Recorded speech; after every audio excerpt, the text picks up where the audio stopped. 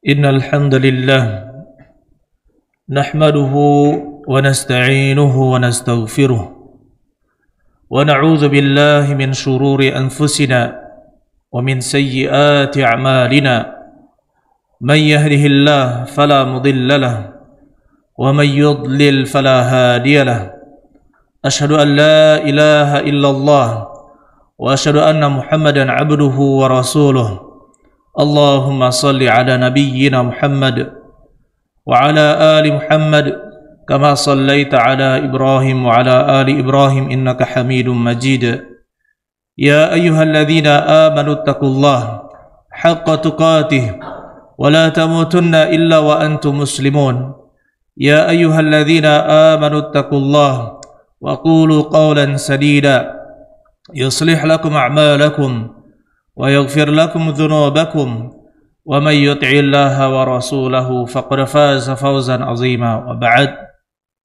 أيها الإخوان rahimani wa rahimakumullah.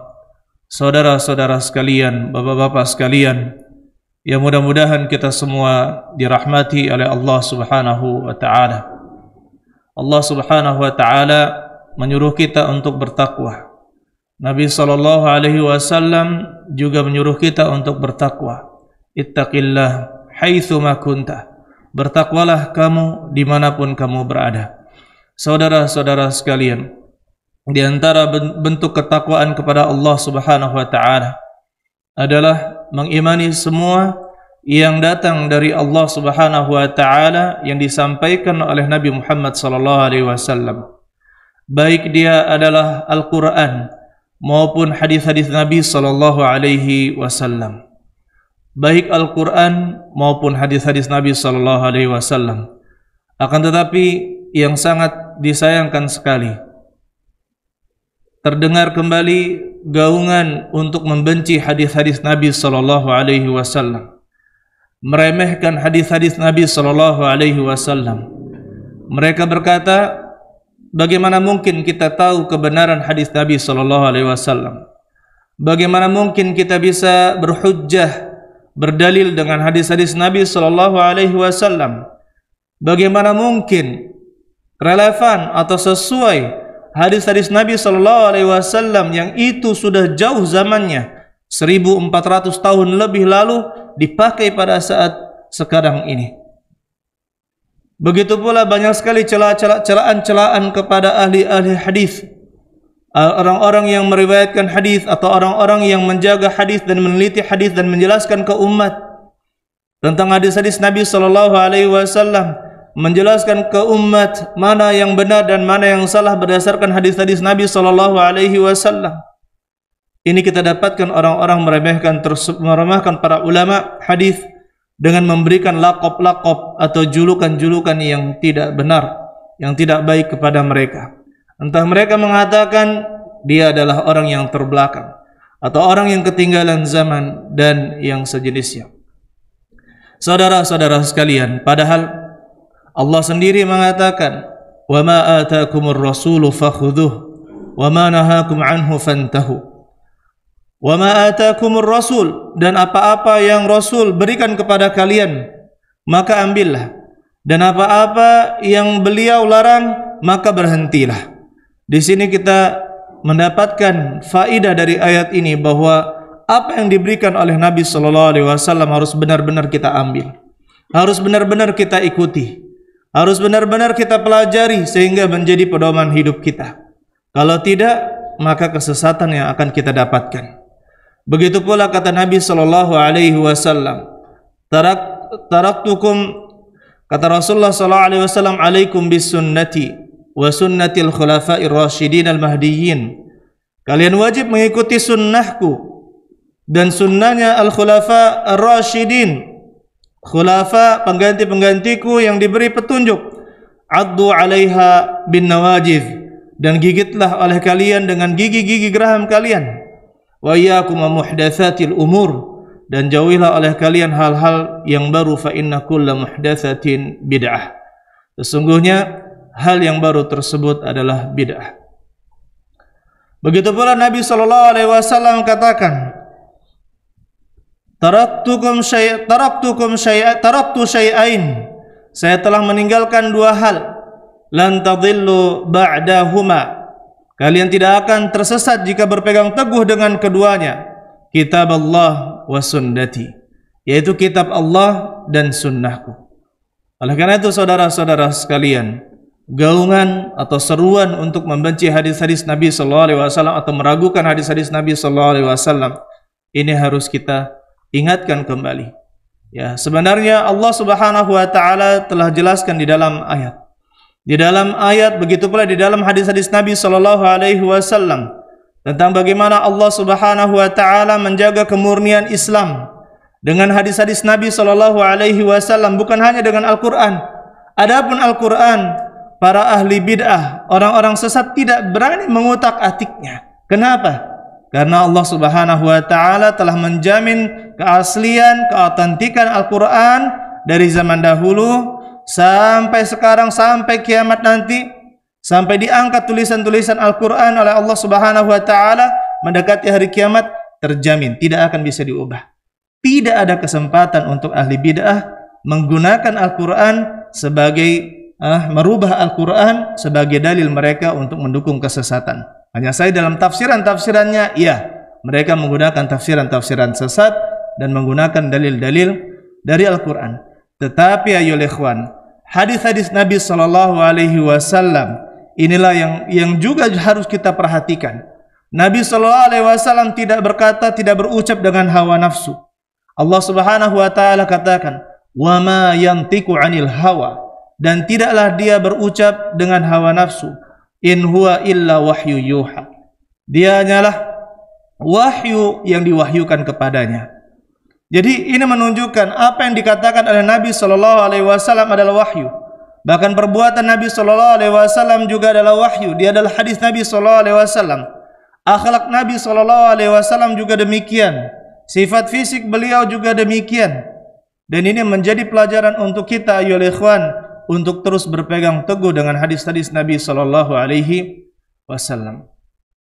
Kemudian di dalam Al-Qur'an Allah Subhanahu wa taala menyebutkan ketika kita berselisih pendapat maka kembalikanlah kepada Al-Qur'an dan As-Sunnah. Kata Allah Subhanahu wa taala, "Ya ayyuhalladzina amanu," wahai orang-orang yang beriman, "Athi'ullaha athi'ur rasul," taatilah Allah dan taatilah Rasulnya, wa ulil amri minkum, dan juga orang-orang yang memegang urusan di antara kalian. Fa in tanaza'tum fi syai', apabila kalian berselisih pada sesuatu, farudduhu ilallahi war rasul, maka kembalikanlah kepada Allah dan juga Rasulnya. In kuntum tu'minuna billahi wal yawmil akhir, jika kalian beriman kepada Allah dan hari akhir. Wahai orang-orang yang beriman kepada Allah dan hari akhir, jika kita berselisih, maka selesaikanlah, kembalikanlah kepada dua, yaitu kepada Allah dan juga Rasulnya. Ini merupakan jaminan dari Allah Subhanahu wa taala bahwa mengikuti Rasulullah sallallahu alaihi wasallam tetap bisa sampai akhir zaman. Masih ada hadis-hadis Nabi sallallahu alaihi wasallam yang bisa diikuti. Kemudian alhamdulillah, di dalam agama ini ada yang namanya isnad, ada namanya sanad. Apa itu sanad? Jalur periwayatan hadis. Jalur periwayatan hadis sampai dia ditulis di dalam buku-buku induk sehingga bisa dilihat jalur-jalur periwayatannya, maka ini merupakan bagian dari agama kita. Kata para ulama, ya, al-isnad minad din. Isnad itu adalah bagian dari agama. Laulal isnad laqala man syaa' ma syaa'. Kalau bukan gara-gara sanad, kalau bukan karena sebab adanya sanad yaitu jalur periwayatan, maka laqala man syaa' ma syaa'. Orang akan berkata sesuka hatinya. Orang akan berkata sesuka hatinya, apapun yang dia inginkan dia katakan. Tetapi dengan adanya isnad, riwayat-riwayat hadis Nabi sallallahu alaihi wasallam, maka orang tidak akan bisa berkata seenaknya. Kenapa? Karena ada hadis-hadis Nabi sallallahu alaihi wasallam. Jadi isnad ini dijaga oleh Allah Subhanahu wa taala. Dengan adanya jalur periwayatan bisa dibedakan para ulama hadis, bisa membedakan mana hadis yang sahih, mana hadis yang hasan. Hadis sahih dan hasan bisa diterima. Adapun hadis yang dhaif, yang lemah, apalagi hadis yang maudhu' atau palsu, maka ini tolak sejauh-jauhnya. Dan perlu kita ingatkan, tidak semua penceramah, tidak semua khatib ayyuhal ikhwan menyampaikan hadis-hadis yang sahih. Kenapa? Karena inilah keistimewaan ahli sunnah wal jamaah. Allah beri karunia dengan para ulama hadis yang senantiasa perhatian dengan hadis-hadis Nabi SAW, mengetahui yang mana yang sahih dan yang mana yang dhaif, begitu pula yang palsu. Ahli bid'ah, mereka mengingkari ahli hadis. Kenapa? Karena mereka tidak memiliki kemampuan untuk itu. Dicabut kecintaan mereka terhadap hadis-hadis Nabi SAW. Jika sudah dicabut kecintaan terhadap hadis-hadis Nabi SAW, kemanakah mereka berdalil? Kemanakah mereka kembali? Bukan kepada Allah dan Rasulnya, tetapi kepada akal dan hawa nafsunya. Na'udzubillahi min dzalika. Saudara-saudara sekalian, Allah terus-menerus menjaga agama ini dengan adanya para ulama. Yahmilu hadzal ilma min kulli khalafin uduluh. Yang membawa ilmu ini di setiap zaman, di setiap generasi adalah orang-orang yang adil.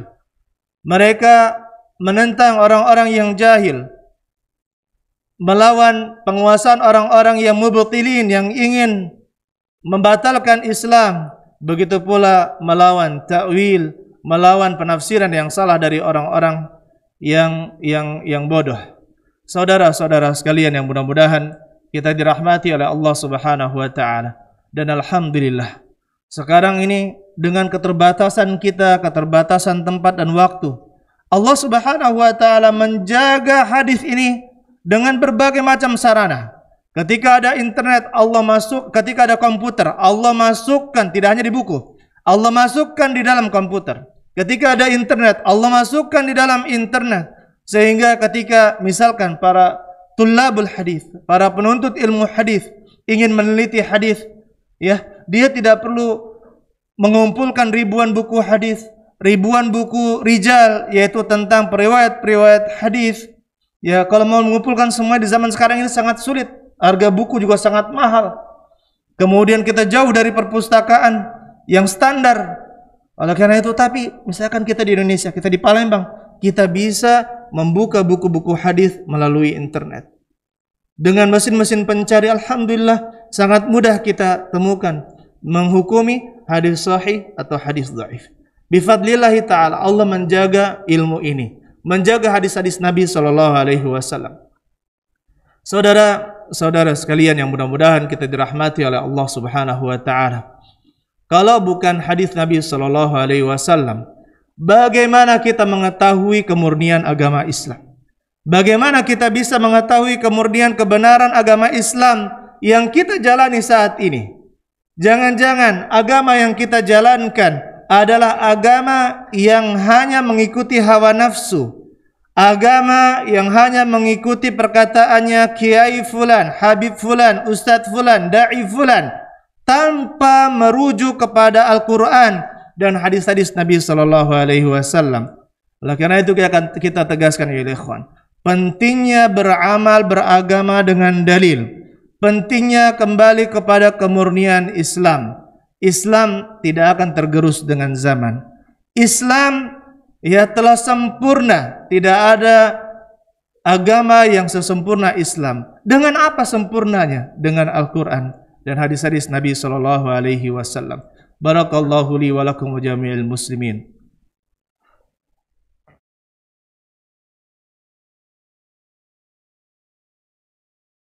Alhamdulillah, wassalatu wassalam ala rasulillah, ayuhan nas, ittaqullaha rabbakum. Saudara-saudara sekalian, bapak-bapak sekalian yang mudah-mudahan kita dirahmati oleh Allah Subhanahu wa taala. Nabi SAW telah mengabarkan kepada kita, la tazalu ta'ifatun min hadhil ummah.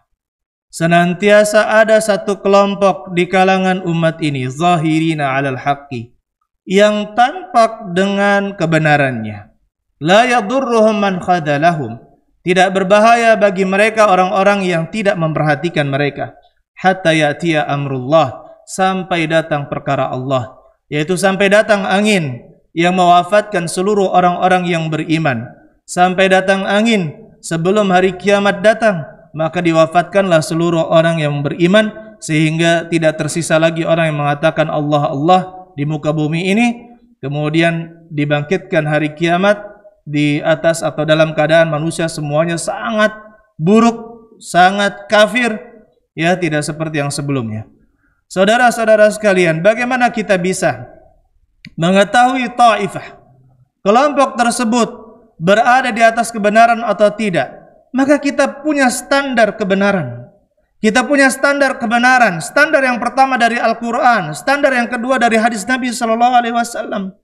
Standar yang pertama yang kita sebutkan tadi, fa in tanaza'tum fi syai'in farudduhu ila Allah war Rasul.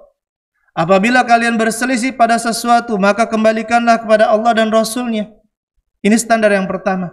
Standar yang kedua, kata Rasulullah SAW, sataftariqu ummati ala 73 firqah, kulluha finnar illa wahidah.